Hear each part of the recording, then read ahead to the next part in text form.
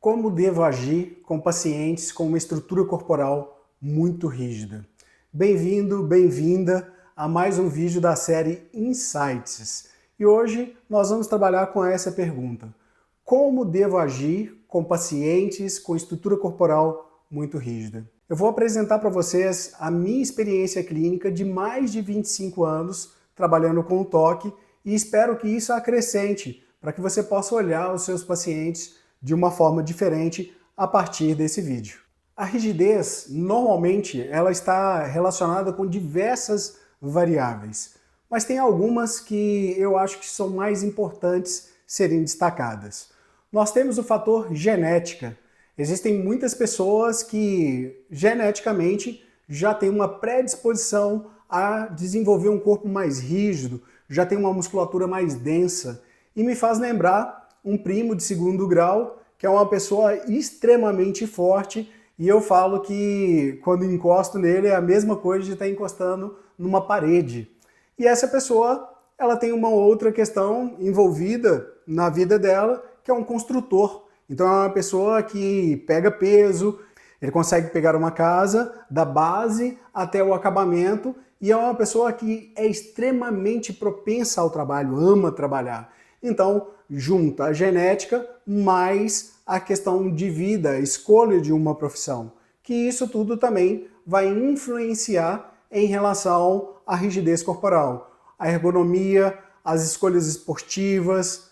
Então, nesse caso, eu tenho o fator genética mais o fator ambiente e escolhas em relação ao contexto de vida. Eu tenho também escolhas que são feitas consciente ou inconscientemente, que vão impactar diretamente sobre essa rigidez corporal. Eu quero destacar algumas variáveis que percebo no consultório ao longo da minha profissão e depois nós vamos falar sobre uma a uma e logo depois, no final do vídeo, nós vamos falar sobre estratégias que são importantes para que você consiga tratar essas pessoas de uma forma eficiente, eficaz, com menos sobrecargas, tanto para o seu corpo quanto para o corpo da pessoa e dando possibilidade para que essa pessoa saia do vício da rigidez contínua. Então, agora vamos às variáveis. Uma relação ruim com a gravidade, uma necessidade de se proteger em relação ao ambiente externo e até mesmo em relação ao ambiente interno, cronicidade do problema, aspectos relacionados à personalidade dessa pessoa e uma questão que a gente precisa conversar detalhadamente, que é a perda da capacidade de se sentir. Agora então nós vamos abordar parte por parte. A questão de uma relação ruim com a gravidade. A gravidade é uma força então contínua. Nós acordamos de manhã cedo, a gravidade está lá e ao final do dia é a mesma gravidade, é a mesma força. Só que nossa capacidade de lidar com essa gravidade, ela é variável. Então, dependendo de como eu organizei meu dia, dependendo do tanto de dispêndio de energia, da demanda que eu tenho no meu dia, dependendo da minha ergonomia, dependendo do meu estado emocional, eu vou perder para essa gravidade e o meu corpo, para não sucumbir em relação à gravidade, ele vai tender à rigidez. Esse é um dos aspectos. Proteção contra um ambiente externo. Normalmente, quando nós acreditamos que a gente está em perigo, a primeira coisa que a gente vai fazer é se enrijecer, porque a gente não quer que nada externo possa ameaçar a nossa vida. Um exemplo claro é quem já passou por algum tipo de acidente de carro, ou foi atropelado, ou bateu alguém, deu um encontrão, alguma coisa desse tipo, sabe? O nosso sistema nervoso, ele tem uma capacidade de reagir rapidamente a qualquer agressão. Então eu estou ali dirigindo e percebi, por exemplo, que vou bater.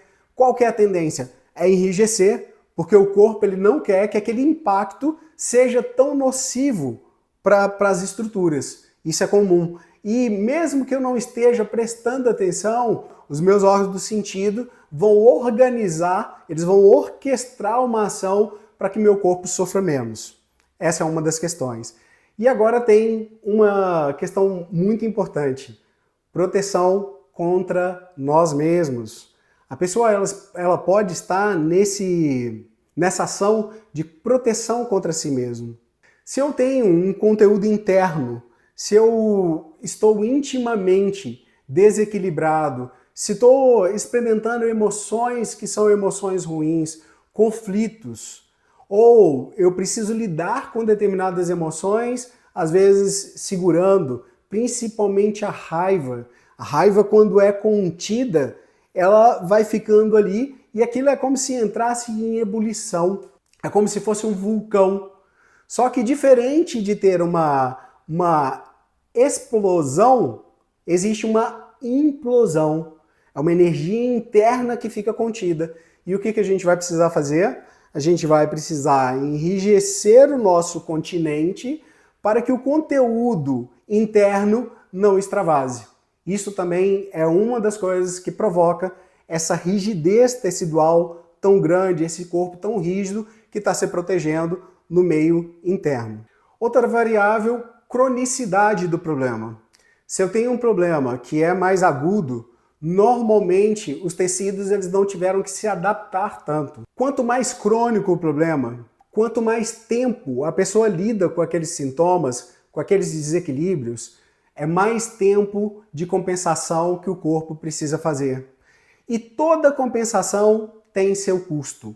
Um dos custos da compensação é o gasto excessivo de energia e o aumento de rigidez para poder lidar com a demanda.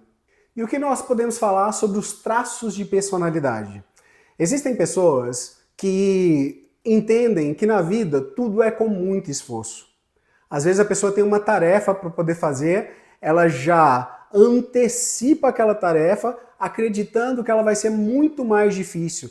Então ela se prepara de uma forma que ela fica mais rígida e ela investe mais energia nessa preparação e muitas vezes quando ela vai lidar com a ação é muito menos dispendiosa energeticamente ou exigiria muito menos tônus muscular do que ela imprimiu para o corpo dela.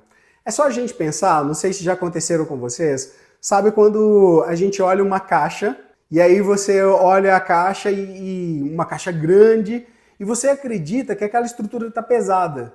E aí você se prepara para pegar aquela caixa, mas na hora que você pega, a caixa quase que voa. Por quê? Você usou muita energia. Aquela caixa parecia mais pesada, porém não estava. E aí o corpo se preparou todo com um tônus maior, com um dispêndio de energia maior para uma atividade que não precisava. Então, isso muitas vezes acontece com essas pessoas que têm essa personalidade. Uma outra coisa que acontece também em termos de personalidade são personalidades que têm a tendência de não expressar, que foi o que eu falei antes. A pessoa coloca tudo ali dentro, aquele conteúdo ele fica ali fermentando e há uma implosão, a pessoa tem que se enrijecer. E isso é uma outra questão relacionada a um traço de personalidade. Outro exemplo que a gente pode dar em relação ao consumo, ao dispêndio de energia, é em relação à direção, dirigindo um carro. Às vezes, você está pisando no acelerador de uma forma muito forte, aquele carro está desenvolvendo uma velocidade.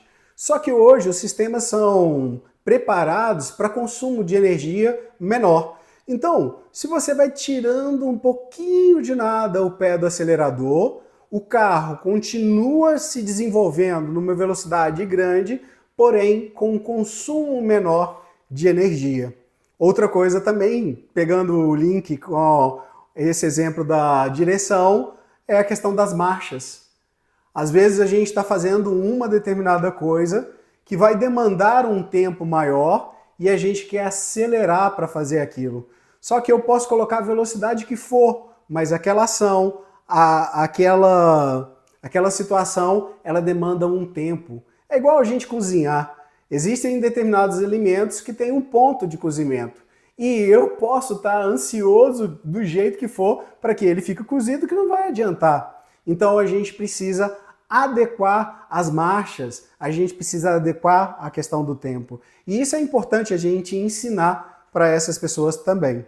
Agora, por último, mas não menos importante, e talvez a mais importante das variáveis, a perda da capacidade de se sentir.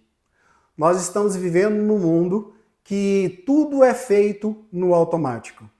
As pessoas pararam de se perceber e por isso elas se prejudicam e se desrespeitam. Uma pessoa com um corpo muito rígido, normalmente, com essas crenças todas que a gente falou, ela quer concluir uma tarefa. Ela quer que as coisas tenham um resultado, independente do custo que aquilo tem, tanto físico como emocionalmente. E essa pessoa ela para de se perceber porque ela precisa entregar um projeto, ela precisa concluir a tarefa, ela precisa dar conta de vencer 10 quilômetros de corrida em 50 minutos, ela precisa sempre vencer as demandas e não importa se isso vai prejudicá-lo. Quando a gente está trabalhando com essa pessoa, a gente tem por obrigação devolver a capacidade dessa pessoa se perceber. Porque essa pessoa se percebendo, ela tem possibilidade de corrigir as rotas e ter uma saúde melhor. Agora, nós vamos falar de estratégias que você deve tomar na hora do atendimento com essas pessoas, para que você tenha um atendimento eficaz de fato e possa beneficiar essa pessoa dentro das necessidades dela. A primeira delas é: tome muito cuidado para não frustrar o paciente e você também. Essa pessoa ela já está viciada com a rigidez e normalmente viciada em receber toques muito profundos, com muita força e de sentir dor, porque ela acredita que isso vai resolver. Só que, normalmente, essa pessoa já fez diversos atendimentos e não resolveu. Então, se fosse colocar mais força, se fosse sentir mais dor, se fosse ir mais profundo, essa pessoa já teria melhorado. Então, isso é uma coisa que a gente deve deixar aqui de lado, pensando sempre: eu preciso fornecer mais ou menos o que a pessoa vem demandando, porém, colocando a minha forma de agir. Por isso é muito importante que a gente faça um processo de alinhar expectativas e de falar para o outro como que é a nossa forma de trabalho. Eu, quando recebo pacientes, antes de ir para a avaliação física e ir para o toque em si, eu falo da minha forma de trabalho e falo que muito provavelmente existem vícios, caminhos normalmente que o corpo toma como proteção e que a gente vai agindo de acordo com isso, que a gente não percebe. E que muitas vezes o que a gente precisa fazer é justamente dar um toque muito diferente do que foi feito até agora com a pessoa para que o resultado aconteça. Para isso é importante também que você fale com a pessoa que você está começando aquele tratamento naquele momento. Ela está passando por dor já tem tanto tempo, mas aquele tratamento se inicia naquele momento. Outra coisa, para proteger você, profissional, tenha cuidado com seu corpo. Adote uma boa avaliação, uma boa percepção do paciente, cliente e use o toque inteligente. Lance mão de uma boa ergonomia, das ferramentas adequadas para cada estímulo.